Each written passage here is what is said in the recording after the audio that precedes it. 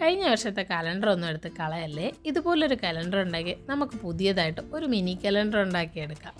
അതുപോലെ തന്നെ ഇതുപോലുള്ള പാറ്റേൺ വരുന്ന പേപ്പറുകൾ വരുന്ന ഒന്നും കളയരുത്. ഇതൊരു കേക്കിൻ്റെ കവറാണ്. അപ്പോൾ ഇതൊക്കെ വെച്ചിട്ട് നമുക്ക് അടിപൊളിയായിട്ടുള്ളൊരു കലണ്ടർ ഉണ്ടാക്കാം. അപ്പോൾ എല്ലാവർക്കും നമസ്കാരം, welcome back to my channel Lakshmi's craft. അപ്പോൾ ഇതുപോലെ കലണ്ടറിൽ വരുന്ന എക്സ്ട്രാ പാർട്സൊക്കെ ഒന്ന് കട്ട് ചെയ്തെടുക്കുന്നുണ്ട്. അതുപോലെ തന്നെ നമ്മളിതിൻ്റെ സ്പൈറൽ തന്നെയാണ് കലണ്ടർ ഉണ്ടാക്കാൻ ഉപയോഗിക്കുന്നത്. അപ്പോൾ ആവശ്യമുള്ള സൈസിന് അതിനൊന്ന് കട്ട് ചെയ്ത് വളച്ചൊക്കെ എടുത്തിട്ടുണ്ട്. ഇതുപോലൊരു പ്ലെയർ ഉണ്ടെങ്കിൽ നമുക്ക് ഈസി ആയിട്ട് അത് ചെയ്തെടുക്കാം. ഇനി നമ്മളെ കലണ്ടർ നമുക്ക് ആവശ്യമുള്ള സൈസിൽ ഒന്ന് കട്ട് ചെയ്തെടുക്കണം. നമുക്കിതിൻ്റെ ബോട്ടം പോർഷനാണ് വേണ്ടത്. അപ്പം അതിൻ്റെ ടോപ്പ് പോർഷൻ നമ്മൾ കട്ട് ചെയ്ത് നമുക്ക് ആവശ്യമുള്ള അളവിലാക്കി എടുത്തിട്ടുണ്ട്. ഇനി ആ കേക്ക് ബോർഡിൻ്റെ കവറില്ലേ, അത് ഞാൻ ഈ കലണ്ടർ ഒന്ന് കവർ ചെയ്യാനായിട്ടാണ്, ഈ നമ്മുടെ ബേസ് ഒന്ന് കവർ ചെയ്യാനായിട്ടാണ് യൂസ് ചെയ്തേക്കുന്നത്. ആദ്യം തന്നെ ധൃതി പിടിച്ച് ഞാൻ അതിൻ്റെ ടോപ്പിൽ ഒരു സെല്ലോ ടേപ്പ് ഒട്ടിച്ചു. അത് കഴിഞ്ഞപ്പോഴാണ് ഈ ഹോൾ ഇടണം എന്നുള്ള കാര്യം ഞാൻ ഓർത്തത്. അപ്പോൾ അത്രയും കട്ടിയിൽ നമുക്ക് ഈ പഞ്ചമേക്കർ വെച്ച് ഹോൾ ഇടാൻ പറ്റില്ല. അപ്പോൾ ഞാൻ അതൊന്നും കൂടി കട്ട് ചെയ്ത് കൊടുത്തിട്ട് നമ്മൾ സ്പൈറൽ വെച്ചിട്ട് ഒന്ന് മാർക്ക് ചെയ്ത ശേഷം ഈ പഞ്ചമേക്കർ വെച്ചിട്ട് ഹോൾസൊക്കെ ഒന്ന് ഇട്ട് കൊടുത്തിട്ടുണ്ട്. എന്നിട്ട് നമ്മൾ സെല്ലോ ടേപ്പ് വെച്ച് കവർ ചെയ്ത് എന്നിട്ട് ആ ഹോൾസൊക്കെ ഒന്ന് ശരിയാക്കി കൊടുക്കണം. ഇതുപോലത്തെ ഒരു ഷാർപ്പായിട്ടുള്ള തിങ് ഉണ്ടെങ്കിൽ നമുക്ക് ഈസി ആയിട്ട് റെഡിയാക്കി എടുക്കാം. അപ്പോൾ നമ്മുടെ ബേസ് റെഡി ആയിട്ടുണ്ട്. ഇനി കലണ്ടറിൻ്റെ ഇതുപോലുള്ള ഓരോ ഷീറ്റ്സും നമ്മൾ കളയേണ്ട കാര്യമില്ല. അപ്പോൾ അതിൽ നിന്ന് നമുക്ക് നമ്പേഴ്സൊന്നും എടുക്കാൻ പറ്റില്ലെങ്കിലും ഇതുപോലുള്ള സൂപ്പറായിട്ടുള്ള പിക്ചേഴ്സൊക്കെ എടുക്കാൻ പറ്റും. അപ്പോൾ ഞാൻ ഓരോ പിക്ചേഴ്സായിട്ട് കട്ട് ചെയ്തെടുത്തിട്ടുണ്ട്. കലണ്ടറിൽ നിന്നായതുകൊണ്ട് തന്നെ കറക്റ്റ് 12 പിക്ചേഴ്സ് തന്നെ കിട്ടിയിട്ടുണ്ട്. അപ്പോൾ നല്ല ഭംഗിയുള്ള ഈ പടങ്ങളൊക്കെ ഞാൻ ആവശ്യമുള്ള ചെറിയ സൈസിൽ കട്ട് ചെയ്തെടുത്തിട്ടുണ്ട്. ഇനി ഞാൻ കട്ടിയുള്ളൊരു പേപ്പർ എടുത്തിട്ടുണ്ട്. എൻ്റെ ഡ്രോയിങ് ബുക്കിൽ നിന്നുള്ള പേപ്പറായി തവണ എടുത്തേക്കുന്നത്.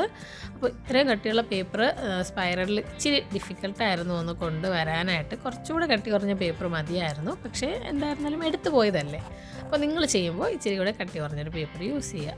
അപ്പോൾ നമുക്ക് ആവശ്യമുള്ള തിങ്സൊക്കെ എടുത്ത് വെച്ചിട്ടുണ്ട്. ഇനി നമ്മൾ കലണ്ടറിൻ്റെ എല്ലാ മാസങ്ങളും ഒന്ന് എഴുതിയെടുക്കണം. അതാണ് ഇതിലെ ഏറ്റവും ടാസ്ക്കുള്ള കാര്യമെന്ന് എനിക്ക് എപ്പോഴും ഫീൽ ചെയ്യാറുണ്ട്. കലണ്ടർ ഉണ്ടാക്കുമ്പോൾ എഴുതിയെടുക്കുന്നത്, തെറ്റ് വരാതെ എഴുതുന്നത്, ഇതൊക്കെ ഭയങ്കര ഡിഫിക്കൽട്ടായിട്ടുള്ള കാര്യമാണ്. ഫസ്റ്റ് ടൈം ഒരുപാട് മിസ്റ്റേക്സ് ഒക്കെ പറ്റും. അപ്പോൾ ഞാനും ഈ ഫസ്റ്റ് പേജ് ഒന്ന് ചെറുതായിട്ടൊന്ന് മിസ്റ്റേക്ക് വരുത്തിയിട്ടുണ്ടായിരുന്നു.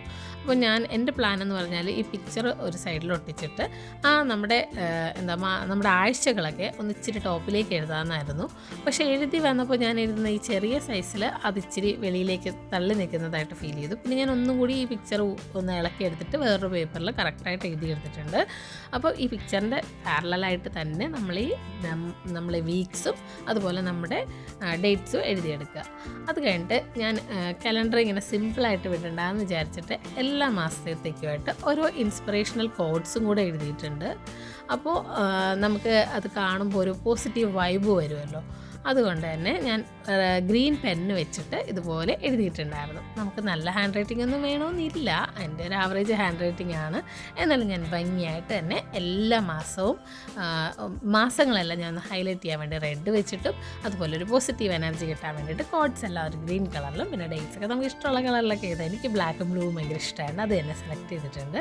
അപ്പോൾ ഓരോ മാസങ്ങളായിട്ട് നല്ല പേഷ്യൻസോട് കൂടി എഴുതിയെടുത്തിട്ടുണ്ട്. സൈഡിൽ നമ്മുടെ പിക്ചർ പ്രോപ്പറായിട്ടൊന്ന് പ്ലേസ് ചെയ്തിട്ട് എഴുതണം. ഇല്ലേ അവസാനം നമ്മൾ പിക്ചർ ഒട്ടിക്കാനുള്ള സ്ഥലമില്ലെന്ന് പറഞ്ഞ് വിഷമിക്കേണ്ടി വരും. അപ്പോൾ അങ്ങനെ ഞാൻ എല്ലാ മാസങ്ങളും സ്ലോലി എഴുതി ചേർത്തിട്ടുണ്ട്.